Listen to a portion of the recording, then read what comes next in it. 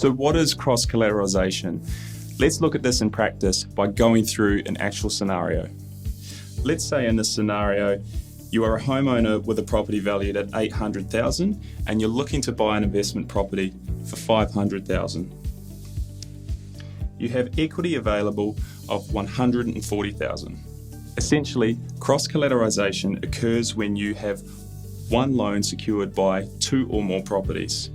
So in this scenario, to purchase the investment property, you would borrow 100% of the funds required to settle, which is $500,000, and you'll be using your home as collateral. Here you can see your original loan as mortgage 1 for $500,000, and then the new loan to purchase the new investment property, which is mortgage 2 of $500,000, and that is secured by both the investment property and your home. And here is an example of what it looks like for a multi-property portfolio. As you can see, your loans along the top line, represented by A, B, C, and D, are all secured by the multiple properties within your portfolio. Visually, it looks confusing and messy, and it actually is in practice. So what are the implications of this? Well, the first is loss of flexibility. If you need to sell one of those properties because it's performed quite well and you want access to that cash, the lender's going to assess the rest of your portfolio because it's cross-collateralised. Now, if those other properties within your portfolio have not performed as well, the lender may require you to pay down more debt than you were intending and basically negate the purpose of what you were looking to do in the first place. And secondly, loss of security. In a worst case scenario, because all your loans are tied up together, you put all the other assets at risk should you default on your loan repayments. So let's revisit the scenario from before and discuss a better way to structure your portfolio.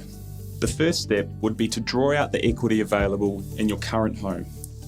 You can see here that the equity accessed is $100,000. Now this $100,000 will be used as the deposit to secure your investment purchase, meaning you will only require to borrow the remaining $400,000.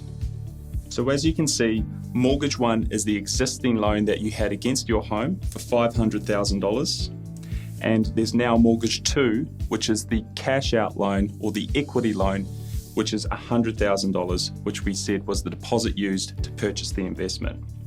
Now mortgage 3 is the $400,000 loan.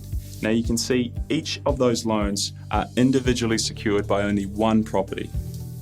Now this is what we call a standalone structure. And here is the example again of a multi-property portfolio. The idea here is as each property grows in value, you want to access the equity by a cash out loan. You then take those funds and use that as a deposit to purchase each subsequent investment property. Every loan in this multi-property portfolio is only secured by one property.